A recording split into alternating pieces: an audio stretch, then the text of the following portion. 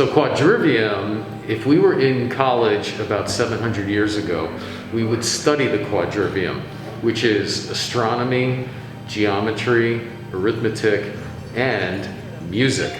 So being NC State, such a tech institution, we thought that Quadrivium made a lot of sense. Tonight's performance, or excuse me, this week's performances are going to feature about half early Genesis, when they were really into their prog rock style, and a whole bunch of Pink Floyd as well.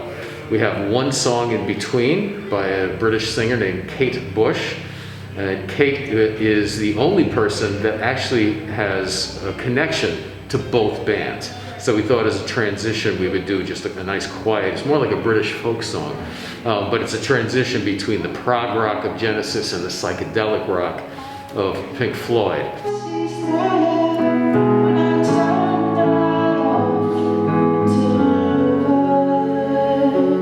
So early Genesis is what we call prog rock, and it's really the beginning of prog rock. And so prog meaning progressive, and progressive rock, for the most part, takes the form of classical music, jazz, and a lot of world music, and then puts it together with rhythms from all over the world in a rock setting. In terms of the way the compositions are formatted, they're much more classical in nature.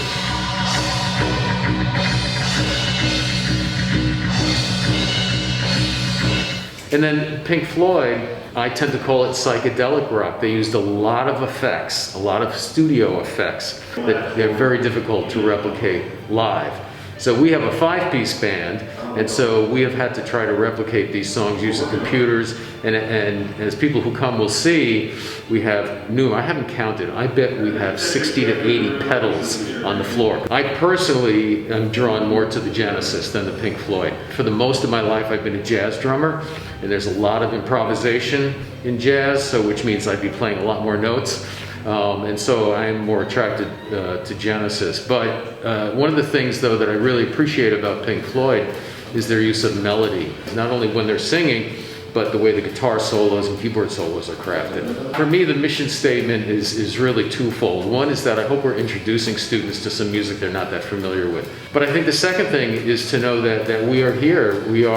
We're at NC State, and we have this passion for putting together as high quality a show as we possibly can here on campus for the enjoyment of everybody in the community.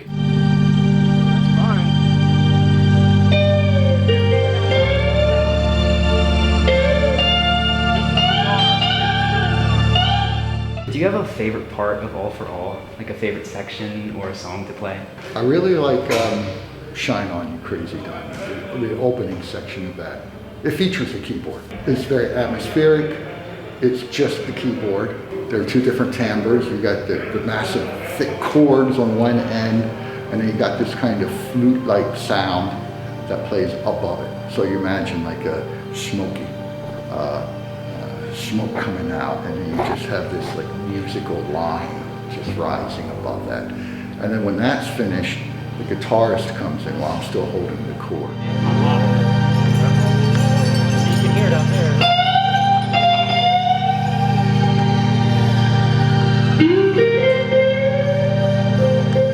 When the band was formed, Rich, of course, wanted to form a band, and he and Gary got together, and they said, what kind of band do we want? We want a band that focuses primarily on British prog rock, and a lot of that type of music uses keyboards. They asked me if I wanted to play keys, and I had never been in a band before, so that prospect was just really appealing to me, to be the opportunity to be in a rock band with great musicians, faculty players. Do you have a favorite part of All for All, like a favorite section or song to play? Well, I really love Dancing with the Moonlit Night, because that's really what inspired me to make the dress, because Peter Gabriel costume was a huge part of his time with Genesis. So I wanted to do something that was homage to him and to the band. And being from England, I thought, well, I'll just take the figure of Britannia, because there's a whole story about that song that they wrote it because the English music press thought they were catering too much to the American market. So they pulled back and wrote a song that was very much about England with English references.